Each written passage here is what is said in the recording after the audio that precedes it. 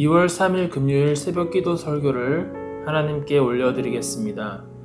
오늘 우리에게 주신 하나님의 말씀 마태복음 7장 21절에서 29절까지 말씀입니다.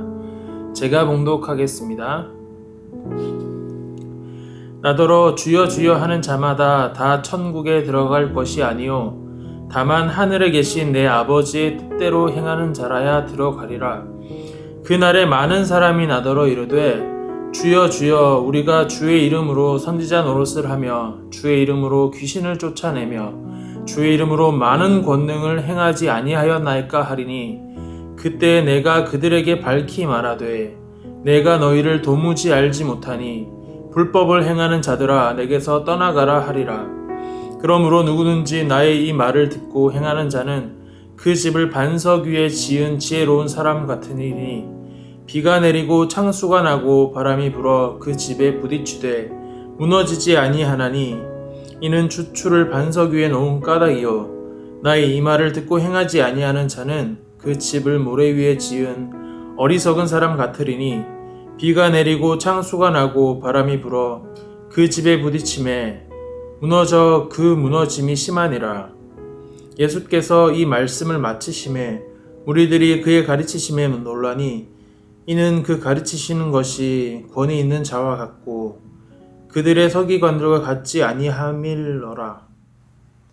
오늘 읽은 말씀은 산상수훈이라 불리는 마태복음 5장, 6장, 7장의 마무리를 하는 결론에 해당하는 말씀입니다. 산상수훈이라고 불리는 마태복음 5장, 6장, 7장에 예수님께서는 산 위에서 사람들을 모아서 함께 교훈하신 내용들이 기록되어 있는 것을 우리는 산상수훈이라고 합니다. 특별히 이 산상수훈은 예수님을 믿는 무리들에게 주신 말씀입니다. 하나님을 믿지 않는 사람과 하나님과 상관없는 사람들에게 말씀하신 것이 아니라 제자들에게 이야기를 하신 것입니다. 마태복음 5장 1절을 보면 예수께서 무리를 보시고 산에 올라가 앉으시니 제자들이 나온지라 라고 기록되어 있습니다. 여기서 말하는 제자는 12제자만 말하는 것이 아닙니다. 예수님을 따르고자 모였던 모든 사람들을 통틀어서 표현하는 말입니다. 그들에게 너희는 세상의 소금이다, 빛이다 이런 수많은 얘기를 하시면서 너희라는 단어로 말씀하고 계십니다.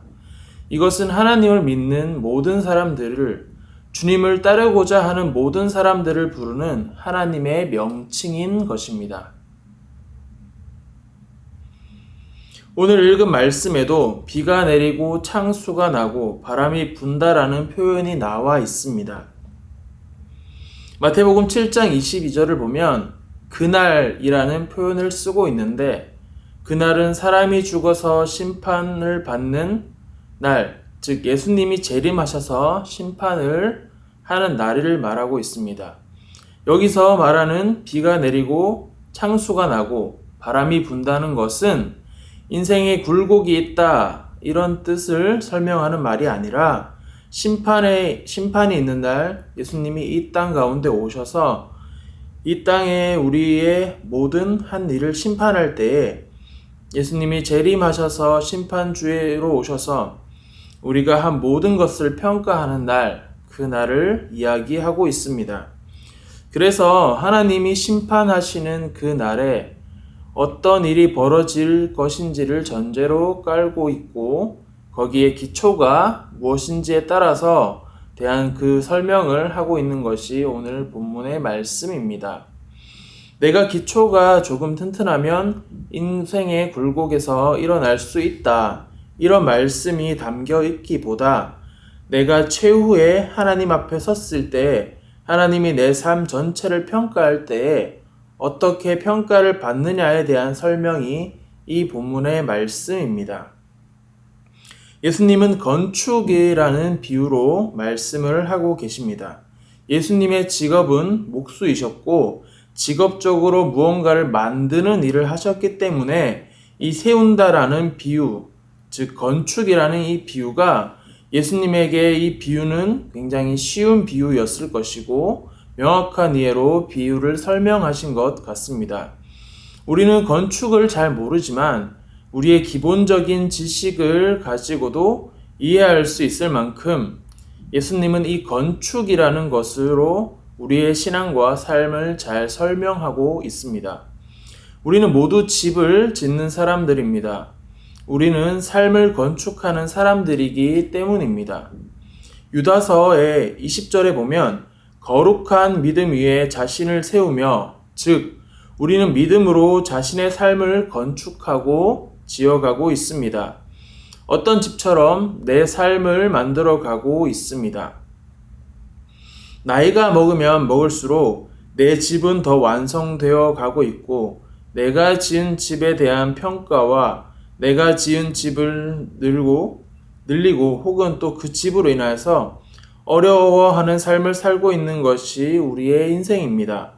그런데 이런 집을 짓는 것이 심판의 날에 비가 내리고 창수가 나고 바람이 불어 끄떡없이 서 있을 집도 있고 심판의 날에 바람이 불거나 비가 오면 무너져 내릴 집이 있다는 것을 성경에서는 말하고 있습니다. 모두가 집을 짓는데 그 집에 대해 결국의 모습은 어떤 집은 무너지고 어떤 집은 무너지지 않고 견딜 수 있다는 것입니다. 본문에서는 어떤 집이 무너질 집인지 무너지지 않을 집인지에 대해서 설명을 외형적으로는 하고 있지 않습니다. 외형은 모두 같습니다. 반석 위에 지어진 집이나 모래 위에 지어진 집이나 외형이 다르지는 않습니다. 교회에 나와서 시간이 지나다 보면 나름대로 교회 생활에 익숙해지고 신앙생활에 어떤 틀이 형성이 됩니다. 처음에 어색했던 것들이 자연스러워집니다. 외형상의 차이는 크지 않습니다. 예배에 적응이 되고 찬양도 잘 부르게 됩니다. 모르는 찬양을 못 부르는 것은 신앙의 문제가 아니라 곡을 모르기 때문에 자연스러운 것입니다. 그리고 기도도 자연스러워지고 성도로서의 삶이 익숙해집니다.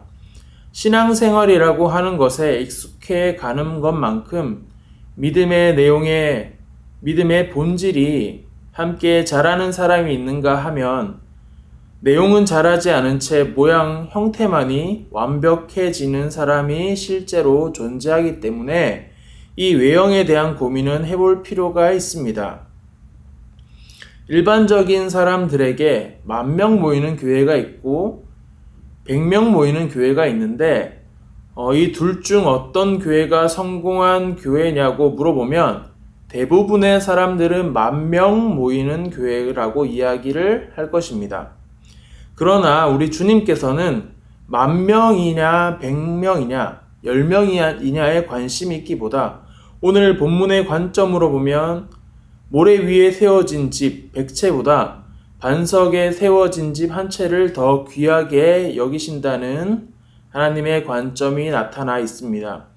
얼마나 많은 집이 지어졌고 크냐가 중요한 것이 아니라 어떤 기초에 세워졌느냐를 더 귀하게 여기신다는 것이 오늘 본문의 관점입니다. 그렇기에 나는 진짜 하나님 안에 기초가 있는지 아니면 모양만 갖고 있는지, 나는 열정이 있는지 아니면 습관적으로 하는 것인지에 대해서 우리는 점검해 보셨으면 좋겠습니다. 기도하겠습니다. 사랑하고 존귀하신 하나님 감사합니다. 완전하지 않지만 하나님 안에서 든든한 반석의 삶을 세우려고 수고할 수 있게 하셔서 감사드립니다. 오늘 말씀을 통해 하나님은 외형이 아닌 기초를 주목하시는 관점이 있는 것을 보았습니다. 예수를 믿으니 좀 더 멋진 외형을 가져야 하지 않을까라는 고민도 있었지만 하나님께서 사용하여 성경을 기록한 사람들은 외형이 초라한 사람들이었음을 기억합니다. 모세는 가나안에 들어가지 못하였고 예레미야는 이룬 것이 하나도 없으며 이사야 또한 성공한 것이 없습니다. 또한 신약에서 제자들은 골고루 흩어져서 죽었습니다. 외양의 화려함은 기록되어 있지 않지만 그들의 기초는 반석이었습니다. 하나님 앞에 마음을 쏟아 기도할 때에 우리의 기초가 단단해지는 은혜가 있게 해 주시옵소서. 감사드리며 예수님의 이름으로 기도드립니다. 아멘.